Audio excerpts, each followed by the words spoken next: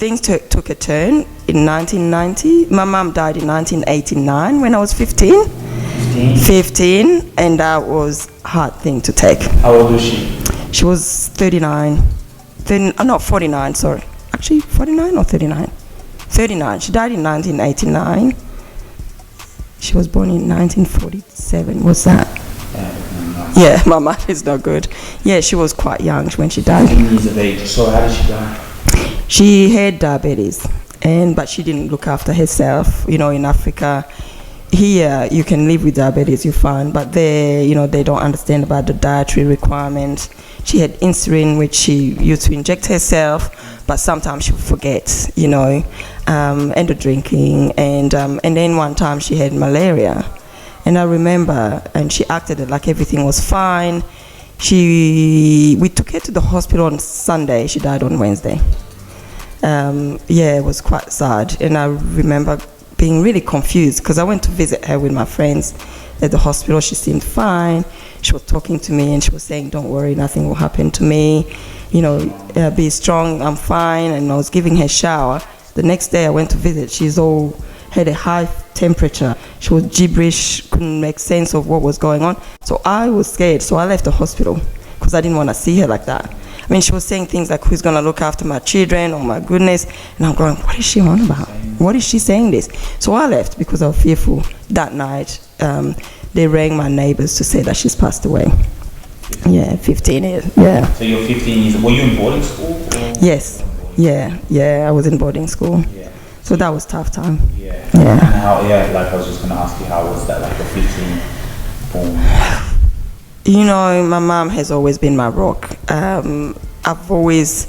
didn't miss my dad because I never known him. I only knew what people have said about him, which was I felt proud to carry his name, but I've never known him. But my mom, everything I've ever wanted, she gave me.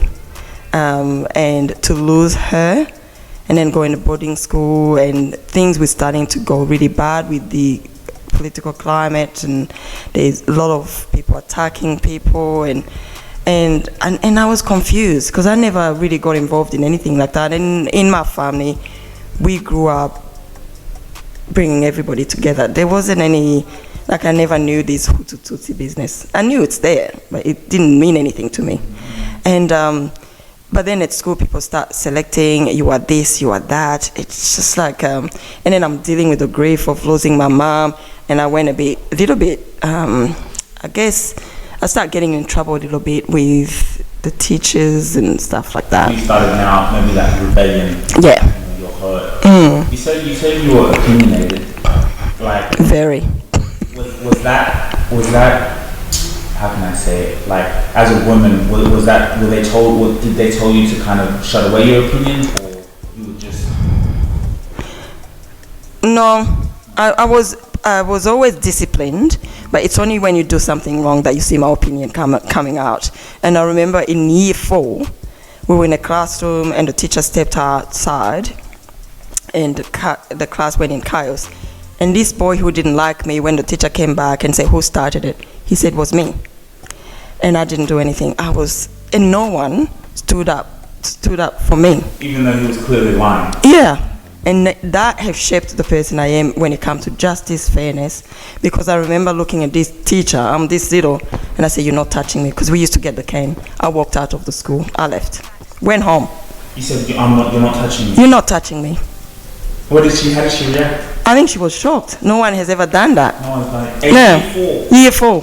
So I went home, and my mom said, "Why are you here?" I explained.